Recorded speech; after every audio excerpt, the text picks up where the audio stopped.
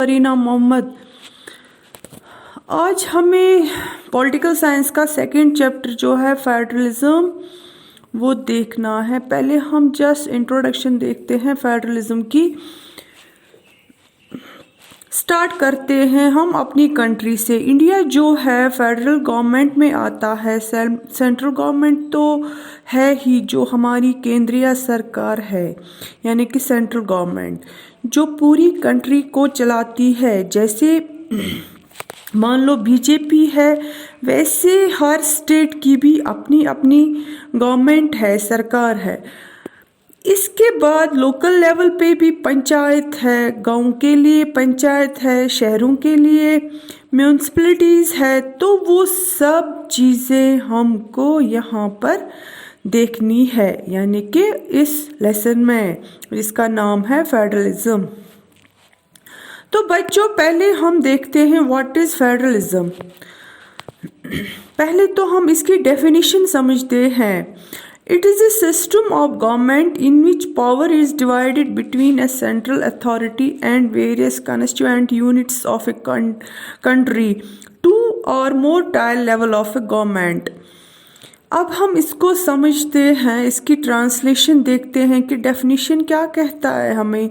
यानी इसका मतलब है कि सेंट्रल गवर्नमेंट के पास तो अथॉरिटी है, पावर है, और दूसरा पार्ट दे रखा है लोकल कॉन्स्टिट्यूंसीज को, जो दूसरे डिविजन्स है उनको, यानी कि स्टेट्स को दिया हुआ है। तो ये फेडरलिज्म है। अब हम इसको डायग्रामेटिकली समझते हैं कि फेडरलिज्म थ्रू पिरामिड, हम थ्रू डायग्राम हम इसको समझते हैं। जो ये सारा टॉपिक है इस डायग्राम में कंसंट्रेट हुआ है। तो आप ध्यान से सुनो। ये जो यहाँ पे डायग्राम में दिखाया गया है कि कैसे सेंट्रल गवर्नमेंट के बाद स्टेट गवर्नमेंट, फिर पावर शेयर होता है लोकल सेल्फ गवर्नमेंट, जो कि आपने पहले वाले लेसन में भी पढ़ा है पावर शेयरिंग में। चलो इसको आप देखते हैं आगे। This is two or more tier level of government और फेडरलिज्म, क्योंकि इसमें तीन है ना, सेंट्रल है, स्टेट गवर्नमेंट है, लोकल सेल्फ गवर्नमेंट है, दो से ज़्यादा है, तो इसीलिए इसको टू और मोर टायर लेवल ऑफ गवर्नमेंट भी कहते हैं, फेडरल गवर्नमेंट। ये हम इंडिया का देख रहे हैं।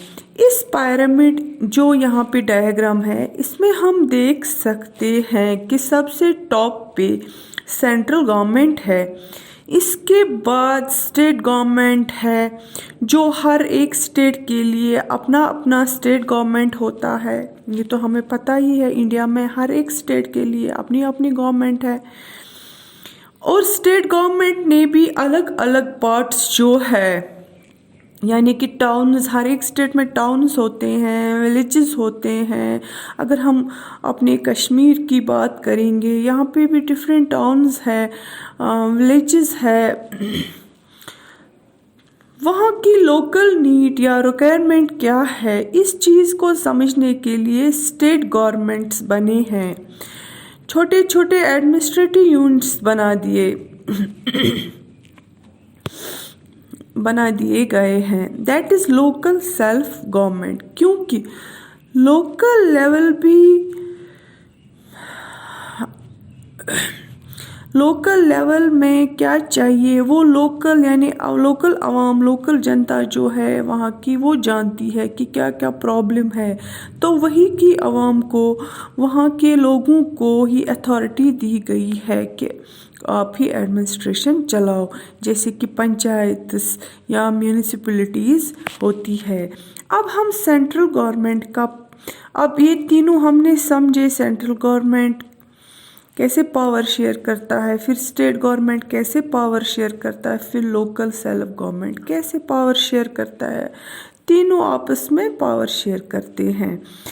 ये इन तीनों को हम कंबाइंड फॉर्म में फेडरलिज्म कह सकते हैं। और फेडरलिज्म कहाँ पे देखने को मिलता है? इंडिया में। देखो अब हम अलग अलग से देखेंगे जो कि सेंट्रल गवर्नमेंट है, इसका रोल और रिस्पॉन्सिबिलिटी क्या है। अब फिर उसके बाद देखेंगे स्टेट गवर्नमेंट की रोल और रिस्पॉन्सिबिलिटी क्या है। फिर हम देखेंगे लोकल सेल्फ गवर्नमेंट की रोल और रिस्पॉन्सिबिलिटी क्या है। देखिए पहले हम जानते हैं, अब हम सेंट्रल गवर्नमेंट का पहले काम देखते हैं, क्या काम है। Central government is usually responsible for reduce subjects of common national interest। इसको ऐसे समझ सकते हैं, यानी कि कोई भी ऐसी चीज़ जो पूरे देश में, जो पूरी कंट्री के लिए है, पूरे कंट्री की इंटरेस्ट जिसमें हो, तो ओब्वियसली वो सेंट्रल गवर्नमेंट संभालेगी। यानी कि सारे स्टेट्स जिसमें आते हैं, पूरी कंट्री।